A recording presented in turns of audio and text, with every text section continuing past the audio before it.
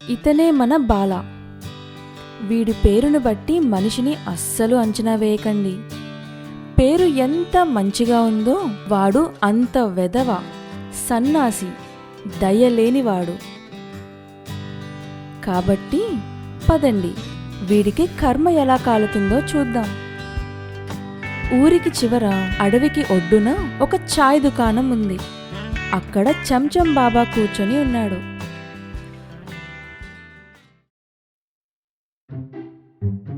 వీడు మనిషా లేక రాక్షసుడా? ఒక మూగజీవిని ఎంత కష్టపెడుతున్నాడు. వీడికి రోజు అదే పని బాబాజీ. కాసేపు ఆగండి, ఇటువైపే వస్తాడు వాడు. బాలా చాయ్ దుకాణం దగ్గరికి వెళ్ళిన తర్వాత గాడిదతో, నేను వెళ్ళి చాయ్ తాగి వస్తాను, నువ్వు కుదురుగా ఇక్కడే ఉండు అని అంటూ బాల గాడిదని కాలుతో ఒక తన్ను తన్ని చాయ్ దుకాణంలోకి వెళ్తాడు. అది అంతా చూసిన చెంచం బాబా చాలా కోపంగా బాలా దగ్గరికి వచ్చి, మూర్ఖుడా, ఒక మూగ జంతువు మీద ఇంత కఠినంగా ఉంటావా? నీకేం బాధ? నా గాడిద నా ఇష్టం, మధ్యలో నీకు నొప్పేంటి? దయలేని వెధవా, పాపిష్టి మూర్ఖుడా! ఈ రోజు నుంచి ఈ గాడిద ఒక్క తుమ్ము తుమ్మినా సరే గుర్తుంచుకోరరే. మొదటి తుమ్ము తుమ్మగానే నువ్వు సరిగ్గా నడవలేని దుస్థితి వస్తుంది నీకు. రెండో తుమ్ము తుమ్మగానే ఊరి ప్రజలంతా కూడా నిన్ను పరిగెత్తించి కొడతారు. మూడో తుమ్ము తుమ్మిందనుకో, ఇంకా అంతే, కుక్క చావు చేస్తావు మూర్ఖుడా. నీలాంటి దొంగ బాబాల్ని చాలా మందిని చూశాను, ఎల్లవాయ్ అని అంటూ బాల తన గాడిదని తీసుకొని అక్కడి నుంచి వెళ్ళిపోతాడు. బాలాకి ఆ బాబా చెప్పిన మాటలు అస్సలు నమ్మబుద్ధి అవ్వదు. కానీ ఎక్కడో చిన్న భయం కూడా ఉంటుంది.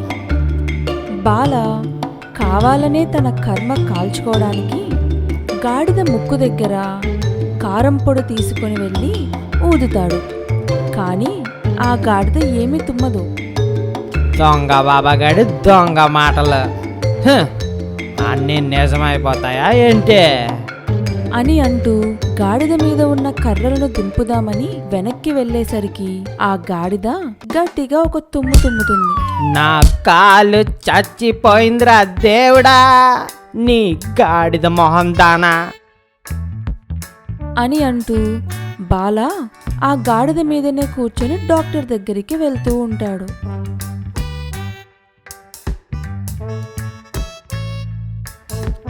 డాక్టర్ దగ్గరికి వెళ్ళే దారిలోనే గాడిద ఆ కారం మంట వల్ల మళ్ళీ తుమ్ముతుంది.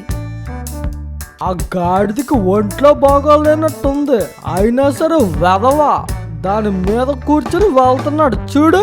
అసలు జాలేదు వీడికి. పదండి వీడికి బుద్ధి చెప్తా అని అంటూ కొంతమంది ఊరి ప్రజలు అంతా కలిసి కోపంగా బాలా వైపు వస్తూ ఉంటారు. ఆ బాబాగాడు నిజమే చెప్పినట్టున్నాడు. ఇప్పుడు గనక నేను పారిపోలేదంటే నా పని ఇప్పుడే అయిపోతుందిరా దేవుడా. రే బాలాగా పరిగెత్తరా రే అని అనుకుంటూ బాల అక్కడ నుంచి కుంటుకుంటూ పారిపోతాడు. మరుసటి రోజు ఉదయం, నా జీవితం ఇప్పుడు నీ ముక్కు మీదే ఆధారపడి ఉంది నా మంచి గాడిద గారు.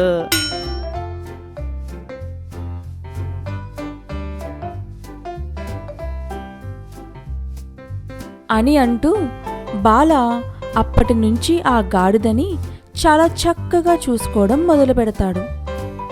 బయట బాగా ఎండగా ఉంటే నీడలోకి తీసుకుని వచ్చి ఉంచేవాడు. వర్షం పడింది అంటే తను బయట వర్షంలో ఉండి ఆ గాడిదని చక్కగా ఇంట్లో ఉంచేవాడు.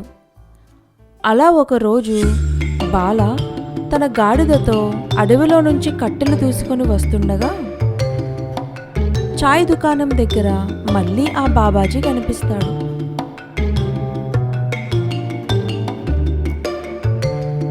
బాల పరుగున ఆ బాబాజీ దగ్గరికి వెళ్తాడు. బాలా, నీ గాడిద తుమ్మపోతుంది రోయ్.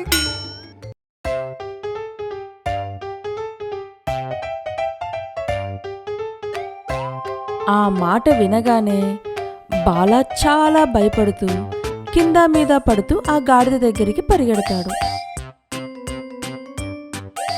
వద్దు వద్దు నా బంగారం, నువ్వు తుమ్మవద్దు. ఆ మాట అంటూ బాల తన గాడిదని తీసుకొని ఏడుస్తూ బాబాజీ దగ్గరికి వెళ్తాడు. ఏంటి బాలా, చాలా సంతోషంగా కనిపిస్తున్నావు. ఏంటి సంగతి? ఆహా, నవ్వుకోండి. కానీ బాబాజీ, దయచేసి నన్ను ఈ గాడిద తుమ్ముల గోల నుంచి ముక్తి ఇప్పించండి. నేనా? అరే, ఏం మాట్లాడుతున్నారు బాలాగారు మీరు? నేను ఒక దొంగ బాబాని. నేను ఏం చెయ్యగలను చెప్పు? ఎలా అయినా ఆ గాడిద నీదే కదా బాలా. బాబాజీ ఏం చేయగలరు చెప్పు. బాబాజీ, దయచేసి నాకు సహాయం చేయండి. కానీ మన చంచం బాబా ఒక దొంగ బాబా కదా. జై, నువ్వు నర్మి బాబా. సరే సరే, ముందు ఏడవడం మాపు. అమ్మయ్యా, బాబా నా మాట విన్నాడొచ్. కానీ నువ్వు నాకు ఒక మాట ఇవ్వాలి. మీరు ఏది చెప్తే అదే చేస్తాను బాబాజీ. ఈ రోజు నుంచి నువ్వు నీ గాడిదను కానీ ఇంకా ఏ జంతువునైనా కానీ అస్సలు ఇబ్బంది పెట్టకూడదు, ఇంకా అసలు హింస పెట్టకూడదు. నేను మీకు మాటిస్తున్నా బాబాజీ, ఈ రోజు నుంచి నేను ఏ జంతువు జోలికి వెళ్ళను అని బాలా చెప్తుండగా చాయ్ దుకాణం వాడు ఆ గాడిదని ఏదో కెలుకుతాడు. అంతే, గాడిద కోపంతో బాలా వెనుక పడుతుంది.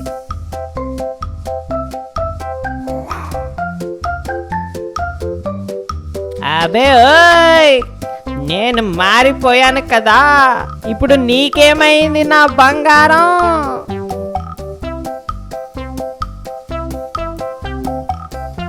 బాబా ఇంకా చాయ్ ఓనర్ బాలాని చూసి చాలా నవ్వుతారు.